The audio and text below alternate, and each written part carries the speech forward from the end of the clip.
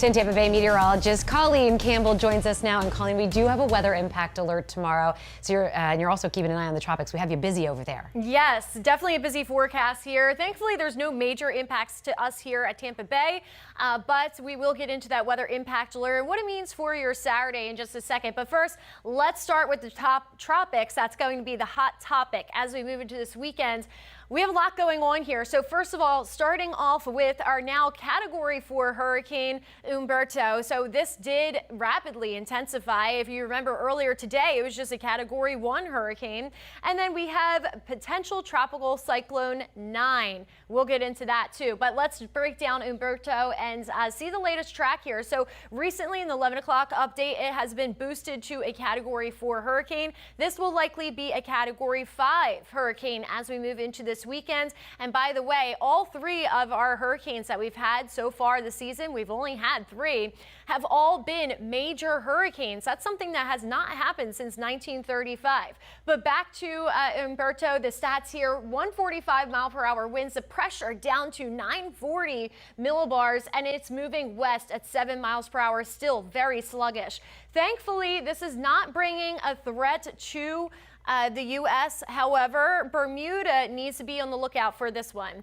Look at that eye. Very impressive storm here. It is more compact, meaning that we don't have a big stretch of convection. However, it's strong, right? And it's expected to get stronger. So here's the latest cone for Umberto. Again, Bermuda is inside the cone at this time. We likely will see this strengthen to a Category 5 hurricane by tomorrow, and then it will start to make that recurve, something that we certainly like to see. But again, Bermuda is right here, so it's going to be a close call for them. Eventually, it will sweep out to sea, kind of taking that recurve as all the other hurricanes that we've had so far this season have also done. All right, getting into potential tropical cyclone 9 now. So a potential tropical cyclone, first of all, let's break down what that is. This is issued when a system is not organized enough to be considered a tropical depression or a tropical storm. However, it is expected to get its act together and it will strengthen to a tropical storm, and when it does, it will be Imelda. So if you hear Imelda, that's what this system is right now. It's just not organized enough.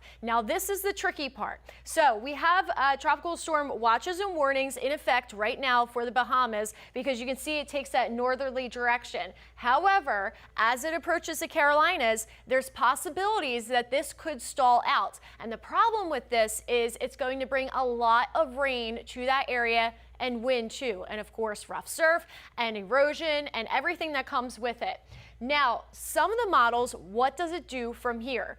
It's going to be a tug-of-war game. We have an area low pressure in the upper levels that's out to the west. Also, Umberto will be out to the east. Umberto is going to try to pull this system out to the east, while the upper level low is going to try to keep it in place closer to the coast. That's why the spaghetti models are all over the place as we go into the next couple days, Monday and Tuesday. The models don't know what to do with a system like this because we have such a huge hurricane that will be close by, just by a couple hundred miles. So that is why the models are so split when it comes to what it's going to do when it gets closer to the coast. What we do know, either way, it's going to deliver a lot of rain to the Carolinas and Georgia, and this is something that those living in that area, the southeast coast, should pay close attention to. And that includes our friends in Jacksonville that will also see increased rainfall. For us here at home, we are expecting no impacts from either of those systems here in Tampa Bay.